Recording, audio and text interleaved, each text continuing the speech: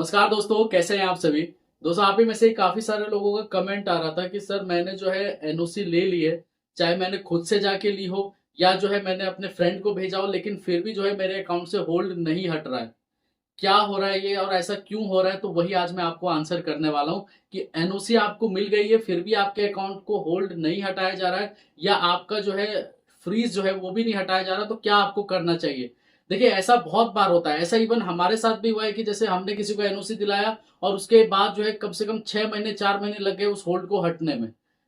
काफी बार जो है ना बैंक बहुत टाइम ले लेती है, जैसे आपका पीएनबी, एसबीआई, ये लोग जो है बैंक ऑफ बड़ौदा, ये लोग काफी ज्यादा टाइम ले लेते हैं। ये ऐसा नहीं है कि आप वहां पर गए और आपके वजह से कोई गलती हो गई जिसके वजह से टाइम लग रहा है, या मैं एडवोकेट को ही भेज देता तो क्या पता काम जल्दी हो जाता। ऐसा कुछ नहीं है। देखिए, पुलिस का काम क्या है, जहां से आपकी कंप्लेंट रजिस्टर हुई है वहां पर आप गए, चाहे आप गए, चाहे आपका फ्रेंड गया, चाहे आपका कोई फैमिली मेंबर गया, चाहे कोई एडवोकेट गया, तो वहां पर जब जाया जाता है तो उस केस में जो है आपको वहां से सिर्फ एनओसी ही मिलती है। इसके अलावा एडवोकेट कोई नया चीज नहीं लाके देगा, ना आप जाओगे तो कोई पुलिस वाला कुछ अलग चीज देगा।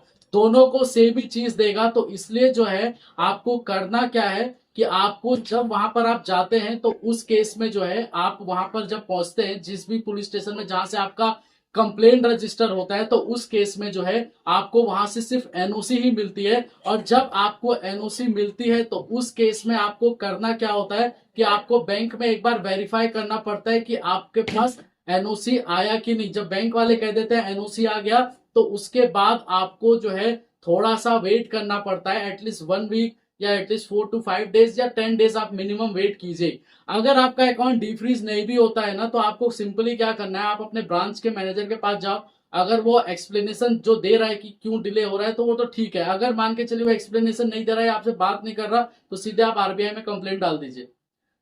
यहाँ पर क्या होता है कि मैंने आपको बताऊं कि एक कस्टमर को मैंने एनओसी दिलाई थी। मैं लास्ट ईयर की बात पर बता रहा हूँ आपको, 2025 में फैब में जब मैंने एनओसी प्रोवाइड कराई स्टेट बैंक का, उनका जो अकाउंट में से जो होल्ड लगा वो 6 महीने के बाद हटाया गया।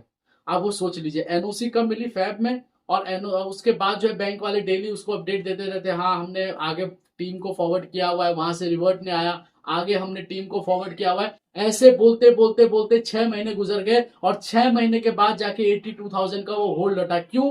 क्योंकि कस्टमर ने जब एनओसी लिया था तो कंप्लेनेंट को वहां पर ऑलरेडी पे कर चुका था, तो जाहिर सी बात है जो उसके अकाउंट में जो होल्ड लगा है वो उनको मिल जाना चाहिए था।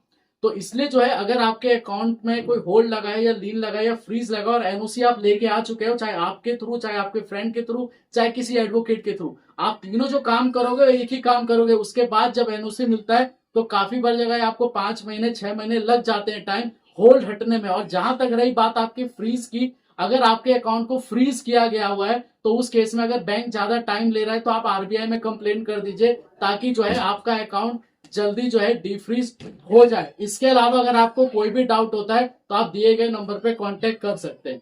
ठीक है दोस्तों, धन्यवाद।